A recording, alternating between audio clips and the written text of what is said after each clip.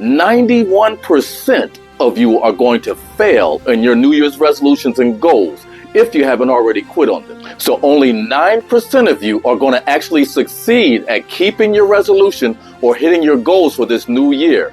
And listen, I know that sounds harsh, but it's true.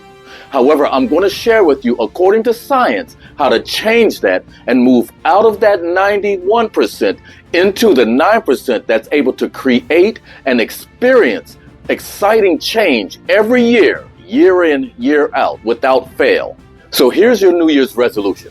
Maybe you want to make 6 figures online. Maybe you want to start working out and get into shape. Just be in better shape. Maybe you want to be nicer to your friends, your family, your wife, your husband. Or maybe you just want to have more confidence this year. All that sounds great, but tell me, why is it that last year and the year before that and the year before that and the year before that, you started off with such great intentions? I mean, you were really getting involved into it. And before you know it, you slacked off a little bit. You slacked off a little bit more until ultimately you ended up quitting on yourself. Look, some people are going to say that it's because of lack of focus. It's much deeper than that. Some people are going to say it's because of social media. You know, it lures us in, and before you know it, we start scrolling on our phones, and before you know it,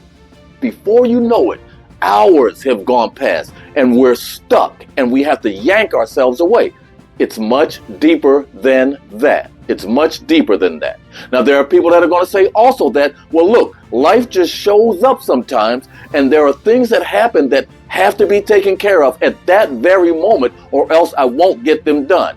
Now, there's a brilliant saying that says, nothing changes if you change nothing. So, if nothing changes year after year, why do you keep doing it? Why do you keep getting involved in the practice of setting a New Year's resolution for yourself? Because everybody's doing it. Everybody does it every year. And it's not hard to set a resolution and not keep it and accept that. Because everybody is saying, listen, we all are setting resolutions and not keeping them. So it's okay if you don't keep it. That's not a problem at all. Unfortunately, according to the science behind the data, even before most people finish setting their resolutions, they've already decided in their minds subconsciously that they're not going to keep it because it's too much work. You got to do the work. So why set it in the first place? Well, in today's world, it just seems like the real reward is actually in setting the resolution or making that new goal and sharing it with your friends. This is what I'm going to do, or this is what I'm going to do, or this is what I'm going to change. And the reward is actually hearing them say, that's a great goal. That's a great resolution. I wish I had have thought of that. And you see, that was never the reward. That was never intended to be the reward, the approval of your friends or anything like that. As a matter of fact, the reward is in who you have to become in order to keep that resolution, in order to hit that goal. And hopefully it's a big enough goal that it stretches you. Hopefully it's a big enough resolution that it stretches you. But that's where the reward comes into play. That's where your reward is. The man or the woman that you have to become in order to keep the resolution or hit the goal. Now, the truth is that we have to be willing to take full accountability and responsibility for the changes that happen or don't happen in our lives, because there's always a cause. We just have to be willing to eat that slice of pie that we got out of the refrigerator for ourselves.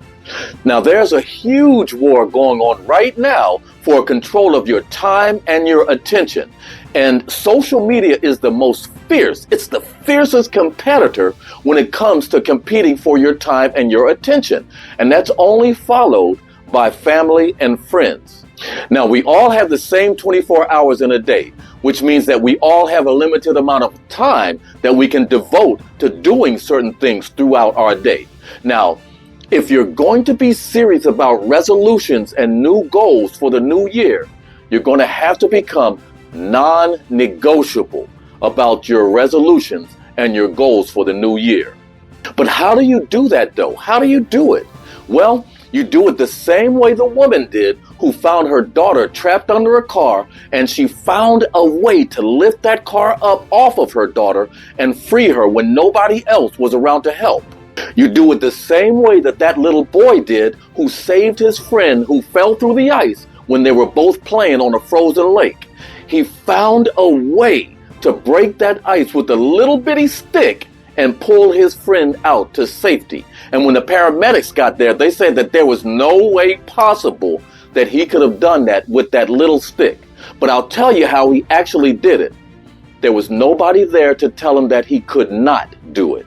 Okay, I can see you now. I see you nodding your head as you're starting to get it. You can see, you're starting to realize that you have not been setting yourself up for success. So we can change that. You can change that, because here is science-based information that's going to help you once again move from that 91% into that 9% that gets it done and that smiles at the end of every year, because you know that you can do this now over and over again effortlessly. You see, if the reason or the why behind your resolution or your goal does not have strong enough emotionally charged power, then all you have, my friend, is just a wish, a hope, or a dream.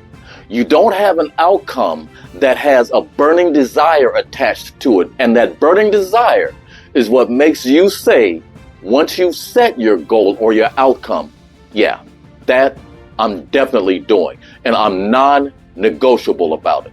That tells the universe that it might as well just go ahead and give up throwing things at you and start conspiring with you to get to where you want to get to. You see, and the truth is that a mind that is made up convinces the universe to start conspiring with you, to start getting things done.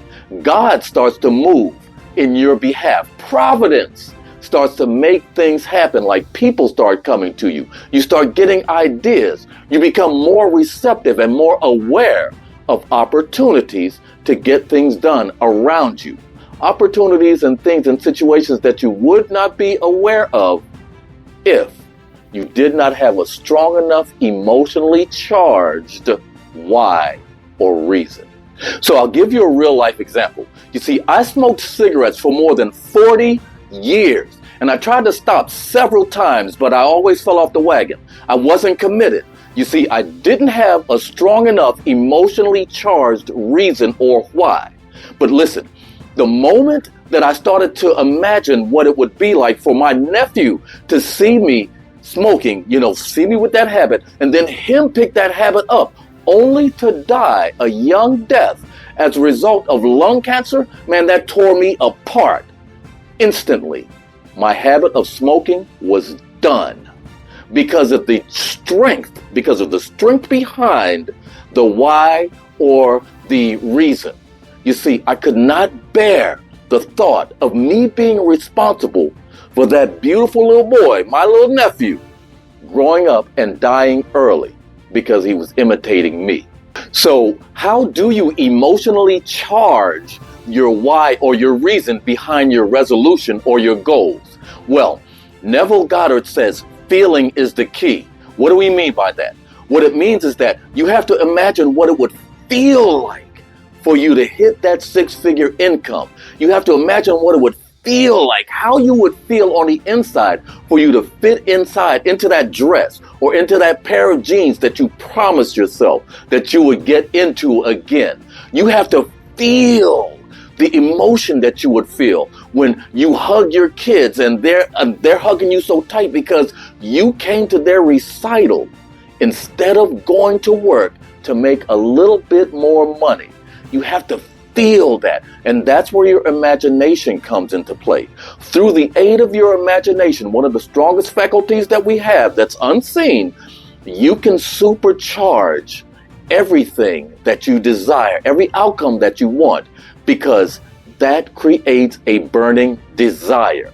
Napoleon Hill talks a lot about burning desire in his book, Think and Grow Rich. And I have a link down below in the description to my website. And if you go on the website, you'll see a list of books that you can tune into or use as resources Of course, you do have to purchase, but you can, tune into those books and learn more about a burning desire. You see, the one thing that 9%, the one thing that they have in common is that they see themselves doing the hard stuff. They see themselves doing the actual work that they don't want to do. You see, you cannot just see yourself or visualize yourself with all the glory and all the rah-rah and all the yay, we've done it. No, you've got to see yourself waking up in the morning when you don't want to get out of bed. You have to see yourself having the strength to push yourself away from the table and not ordering that burger or eating that ice cream. You have to see yourself telling your friends, I'm not going out with you tonight because I have to study. And you have to see yourself telling all of your co-workers, listen, I know we've got work to do. It's going to be here tomorrow. I'm going home to see my little baby in her first recital. And you have to go do that. That's how that works. That's the thing that everybody has in common that realizes or keeps their resolution. That's the thing that everybody has in common that hits their goals on a consistent basis. So what do you say? Are you ready to join me as we move out of the 91% over into the 9%?